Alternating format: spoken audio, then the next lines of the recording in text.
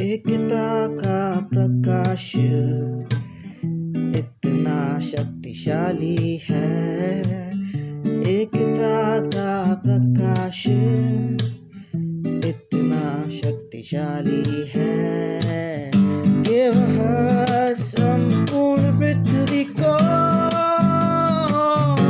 प्रकाशित कर सकता है, प्रकाशित कर सकता है।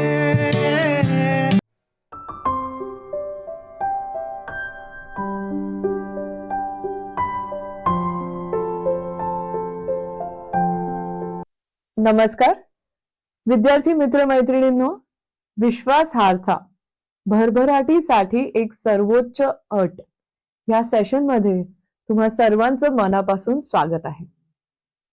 मित्रमैत्रिणींनो, सरळ मार्गाने चालणे या उदाहरणाचा आधार घेऊन आपण सदाचरण ही संकल्पना आतापर्यंत समजून घेतली आणि त्यावरती सखोल चर्चा केली। सरळ मार्गावर चालण्यासाठी आपल्याला आवश्यक असलेल्या आध्यात्मिक गुणांवरती सुद्धा आपण चर्चा केलेली आहे। तुम्हाला आठवत असतील खरेपणा, न्याय, सत्यता, त्याच्यानंतर प्रामाणिकपणा आणि आणखीही इतर गुणांची प्रांजळपणा आपण चर्चा केलेली आहे। पण त्याचबरोबर सदाचरणाने जगण्यासाठी ज्या अभिवृत्तींची आवश्यकता आहे त्यावर आपण बरीच मोठी चर्चा केलेली आहे। विविध परिस्थितीमध्ये तत्वे कशी ओळखायची ते कौशल्य सुद्धा आपण शिकलेलो आहोत। आता सदाचरणाने आपलं जे आयुष्य आहे ते व्यतीत करण्यासाठी आणि नैतिक सक्षमतांचा विकास करण्यासाठी आपण आणखी 2 कौशल्य शिकणार आहोत। त्याच्यामधलं पहिलं जे कौशल्य आहे ते म्हणजे खरे आणि खोटे ह्याच्यातला फरक करता येण्याचे कौशल्य। नाहीतर काय होतं ना, नकळत आपल्या आयुष्यात समोर गोष्टी इतक्या सुंदर पद्धतीने मांडल्या गेलेल्या असतात की आपण त्यांना खरंच समजून टाकतो, पण त्याच्या मागचं सत्य काय आहे हे शोधण्याचा आपण प्रयत्न सुद्धा करत नाही। म्हणून काय होतं, कधी कधी आपण चुकीच्या वर्तनाची साथ देऊन ते चुकीचं जे वर्तन आहे तेच वृद्धिंगत करू शकतो। त्यामुळे काय होतं, स्वतःचं तर नुकसान होतंच, इतरांचं सुद्धा नुकसान होईल।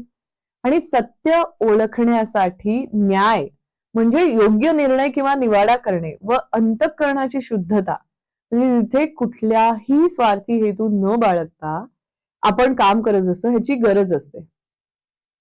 हे तुम्हाला पटलं असेल की अंतःकरणाची शुद्धता म्हणजे, परत एकदा तुम्हाला सांगते की अंतःकरणाची शुद्धता ह्याचा अर्थ असा होतो की एखादी गोष्ट किंवा एखादा हेतू जो आपला असतो तो अतिशय निर्मळ आणि शुद्ध असतो। त्या हेतूमुळे दुसऱ्यांना त्रास अजिबात होत नाही किंवा दुसऱ्यांचं नुकसान अजिबात होत नाही। असे जर हेतू आपल्या आयुष्यामध्ये असेल तर आपल्या अंतःकरण कसं असतं, शुद्ध असतं। म्हणून यु नो कोण आपलंही नुकसान होऊ नये, दुसऱ्यांचंही होऊ नये म्हणून न्याय तर पाहिजेच, पण अंतःकरणाची शुद्धता ही अत्यंत गरजेची असते। पण त्याबरोबर काही कौशल्यही आपल्याला पाहिजे असतात। पुष्कळदा सत्य आणि असत्याची सरमिसळ इतक्या चलाखीने आपल्या समोर केली जाते की या दोन्ही मधला फरक जो आहे तो आपल्याला करणं अतिशय अवघड होऊन बसतं। तुम्हाला माहिती अशा प्रकारची सरमिसळ कुठे आपल्याला दिसून येते, तर प्रचार जेव्हा केला जातो किंवा जाहिराती आपल्या समोर, इतक्या सुंदर सुंदर जाहिराती येतात आपल्या समोर, पण त्याच्यातलं खरं काय आहे, त्याच्यातलं खोटं काय आहे हे आपल्याला पटकन समजत नाही, कारण ते इतक्या शिताफीने आपल्या समोर मांडलेलं असतं की आपल्याला ते अवघड जातं। आणि म्हणूनच आपल्याला हे स्किल, आपल्यामध्ये हे कौशल्य असणं महत्वाचं आहे। आणखीन हा जाहिराती प्रचार कुठे आपल्याला दिसून येतो, तर व्यापारिक काही जाहिराती असतात, राजकारणाशी निगडीत काही प्रचार असतो, सांस्कृतिक दृष्ट्या काही जाहिराती किंवा प्रचार असतो, आणि तात्विक फिलॉसॉफिकल विचार असतात, त्याच्यामध्ये सुद्धा कधी कधी आपल्याला अशा प्रकारचं खरं आणि खोटा असं सरमिसळ झालेली दिसते। मग खरं आणि खोटं यामधील फरक करण्या येण्याचं जे कौशल्य आहे ते विकसित करण्यासाठी एक छोटासा तुम्हाला एक कृती दिलेली आहे। तुम्हाला एक व्हिडिओ सुद्धा दिलेला आहे, तो व्हिडिओ तुम्ही नक्की बघू शकता की दिशाभूल करणाऱ्या ज्या जाहिराती आहेत त्यांच्यापासून स्वतःला कसा दूर ठेवायचं। ऑफकोर्स हे जे दिशाभूल करणाऱ्या जाहिराती आहेत, it is a negative force in the society. समाजामध्ये असणारा हा एक जे म्हणतो नकारात्मक शक्ती आहे, तर ह्याच्यापासून आपण स्वतःला कसं दूर ठेवायचं हे शिकणं सुद्धा महत्वाचं आहे। तर नक्की तो व्हिडिओ आहे, तो इंटरेस्टिंग आहे, तुम्ही बघा, त्याच्यामधून सुद्धा तुम्हाला शिकायला मिळेल। मग एक तुम्हाला कृती देण्यात आलेली आहे खरे आणि खोटे यामधील फरक ओळखण्यासाठी। So what do you have to do? प्रसार माध्यमे किंवा सोशल मीडियावर प्रसारित होणाऱ्या एक किंवा अधिक व्यावसायिक जाहिराती तुम्हाला निवडायच्या आहेत. Please let it be a commercial advertisement. आणि त्याच्यासाठी मग तुम्हाला काही प्रश्न दिलेले आहेत. तुमच्या अध्ययन साहित्यामध्ये हे प्रश्न अतिशय व्यवस्थित मांडलेले आहेत. मी आता उदाहरणादाखल तुम्हाला सांगते की तुम्ही एखादी ऍडव्हर्टिजमेंट घेतलेली आहे. मग त्याच्यावरती आता तुम्हाला त्याचं विश्लेषण करायचं आहे. तर प्रश्न असे आहेत की त्यांनी कोणते खरे मुद्दे किंवा तथ्य मांडलेली आहेत? What are the facts?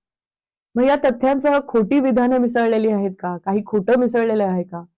So आधी तुम्हाला खूप ऑब्जेक्टिव्हली उत्तर देणं महत्वाचं आहे की फॅक्ट्स म्हणजे जे तुम्हाला समोर दिसतंय तेवढंच तुम्हाला लिहायचं आहे.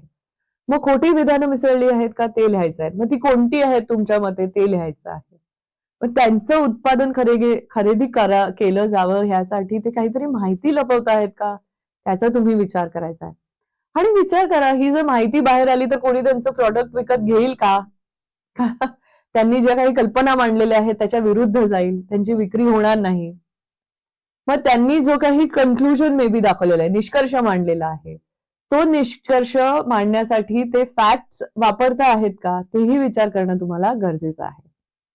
मग त्यांचा युक्तिवाद किंवा तर्कशास्त्र, लॉजिक बरोबर आहे का?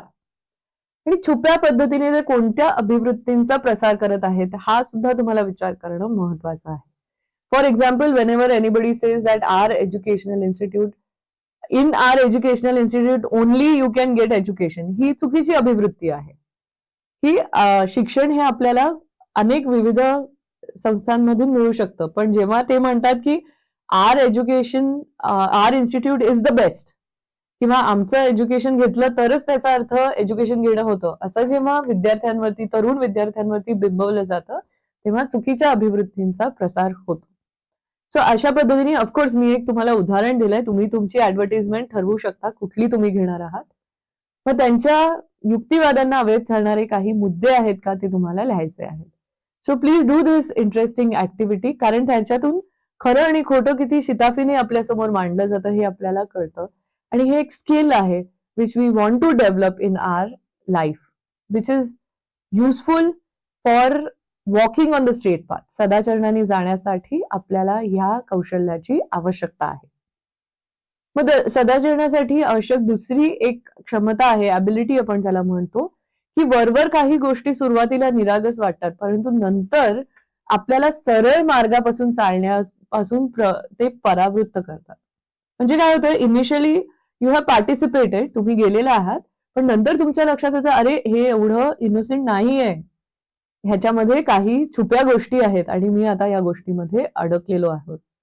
मग तुम्हाला त्या गोष्टी उघडपणे सांगणे कदाचित आवडणार नाही, पण या अनुभवांचा विचार करणं महत्वाचं आहे, कारण त्याच्यामधनं आपल्याला सत्य पारखणं आणि नंतर कृती करणं हे किती महत्वाचं आहे हे समजतं. फॉर एक्झाम्पल, एखादा तुमचा मित्र असेल, मैत्रीण असेल आणि त्यांनी तुम्हाला सांगितलं असेल चला चला आम्ही एक नवीन ग्रुप फॉर्म केलाय, तू पण त्याचा मेंबर हो, आपण चांगलं समाजासाठी काम करू, असं काहीतरी त्यांनी सांगितलंय. आणि तुम्ही तिथे जातात आणि तुमच्या लक्षात येतं की अरे हे समाजासाठी काम करत नाही आहात, तर समाजामध्ये एक प्रकारचं गट निर्माण करायचं, एक प्रकारचा भेदभाव निर्माण करायचं काम ह्यांचा ग्रुप करतो आहे. आणि मग तुम्हाला असं वाईट वाटतं की अरे मी का ह्याच्यामध्ये फसलेलो आहोत. सो आधीच जर तुम्ही त्या व्यक्तीला प्रश्न विचारले असते की ग्रुप कशाबद्दल आहे, काय काम करणार आहे, कुठलं सामाजिक काम, तर तुम्ही ही परिस्थिती टाळू शकला असता. सो अशा काही परिस्थितींचा तुम्ही विचार करायचा आहे आणि त्याच्यातनं you have to gather insights. मग काही कृती आहेत ज्या तुम्हाला सांगितलेल्या आहेत, ऑफकोर्स अध्ययन साहित्यामध्ये त्या तुम्हाला दिलेल्या आहेत. आता तुम्हाला इथे इतर क्षमता आणि कौशल्य यांचा विचार करायचा आहे. ही कृती करण्यासाठी, सरळ मार्गाने चालण्यासाठी इतर कोणत्या क्षमता आणि कौशल्यांची गरज आहे याची तुम्हाला यादी तयार करायची आहे. ही कौशल्य तुम्ही तुमच्या दैनंदिन आयुष्यामध्ये कशी त्यांचा वापर करू शकता, सराव करू शकता ह्याचा तुम्ही विचार करायचा आहे. आणि त्यांची जेवढी मोठी होऊ शकेल तेवढी मोठी यादी तुम्हाला करायची आहे. तुम्हाला आधीची कौशल्य लक्षात आलेली आहेत, खरे आणि खोटे ह्याच्यातला फरक कळणे, तत्व ओळखणे. त्यानंतर तिसरं जे आहे की आधी निरागस वाटतात गोष्टी, पण त्याच्यामध्ये आपल्याला समाविष्ट झाल्यानंतर आपल्याला त्याच्यावरती आपल्याला असं वाटतं की का मी इथे ह्याचा भाग झालेलो आहोत. तर अशा गोष्टींपासून स्वतःला टाळणे. अजून आणखीन काही कौशल्य आहे त्याच्याबद्दल तुम्ही विचार करू शकता. मग प्रिय मित्रमैत्रिणींनो, जेव्हा तुम्ही सदाचरणाने चालता, जेव्हा तुम्ही इतरांच्या विश्वासास पात्र होता, तेव्हा सगळ्यात पहिलं तुम्हाला जे गोड जे फळ आहे, जे चाखायला मिळतं, ते कोणतं आहे? त्याच्याबद्दल आता आपण चर्चा करणार आहोत. आपल्याला हे माहीत असायला हवं, की जेव्हा आपण सरळ मार्गावर चालतो, तेव्हा आपण विश्वासार्ह होतो. म्हणजे काय? की इतर लोक आपल्यावरती विश्वास टाकतात आणि आपण इतरांच्या विश्वासास पात्र होतो किंवा योग्य होतो. प्रिय मित्र-मैत्रिणींनो, ही स्थिती अत्यंत मौलिक आहे आणि ती आपण कधीही गमावू नये. म्हणजे एखादा व्यक्ती जर तुमच्यावरती अगदी डोळे बंद करून विश्वास ठेवत असेल, तर ती अत्यंत मौलिक अशी परिस्थिती आहे तुमच्यासाठी आणि त्याच्या विश्वासाला कधीही तडा जाऊ नये ह्याच्यासाठी तुम्हाला अत्यंत प्रयत्न करणं महत्वाचं आहे. तरच तुम्ही सदाचारी वर्तन जे आहे ते तुम्ही दर्शवू शकाल. मग समाजाचे अस्तित्व टिकावे यासाठी लोकांमध्ये विश्वासार्हता असणे ही अत्यावश्यक अट आहे. जर एकमेकांमध्ये विश्वासच नसेल तर कुठला समाज, कुठली समुदाय, कुठलं कुटुंब किंवा कुठली मैत्री काहीच राहणार नाही. मग हे पडताळून बघण्यासाठी या सेशनची जी शेवटची कृती आहे, तिथे तुम्हाला एक सुंदर वाक्य दिलेलं आहे. त्या वाक्याबद्दल तुम्हाला काय वाटतं ते तुम्हाला लिहायचं आहे. हे वाक्य असं आहे, मानव जातीच्या भरभराटीसाठी इतरांच्या विश्वासास पात्र असणे ही सर्वोच्च अट आहे. नक्कीच तुम्ही ह्याचा सखोल विचार करणार आहात आणि तुमची जी सुंदर मतं आहेत ती मांडणार आहात, ह्याच्यामध्ये काहीच शंका नाहीये. तुम्हाला एक इंटरेस्टिंग खेळ पण दिलेला आहे, एक अध्ययन म्हणजे एज्युकेशनल गेम ज्याला म्हणतो, शैक्षणिक खेळ. ह्याचं नाव आहे संपत्तीची राखण. तो कसा खेळायचा त्याच्याबद्दल तुमच्या अध्ययन साहित्यामध्ये लिहिलेलं आहे. त्याचा उद्देश असा आहे की विश्वास पात्रतेशिवाय जीवन जगणे किती कठीण होऊ शकते ह्याचा तुम्हाला त्या खेळामधनं अनुभव येणार आहे. तर विद्यार्थी मित्र-मैत्रिणींनो, तुम्ही नक्की हे जे अध्ययन साहित्य दिलेलं आहे ते वाचा आणि तुमच्या या सर्व कृती ज्या आहेत त्या पार पाडा. आपलं सेशन इथे संपलेलं आहे. धन्यवाद.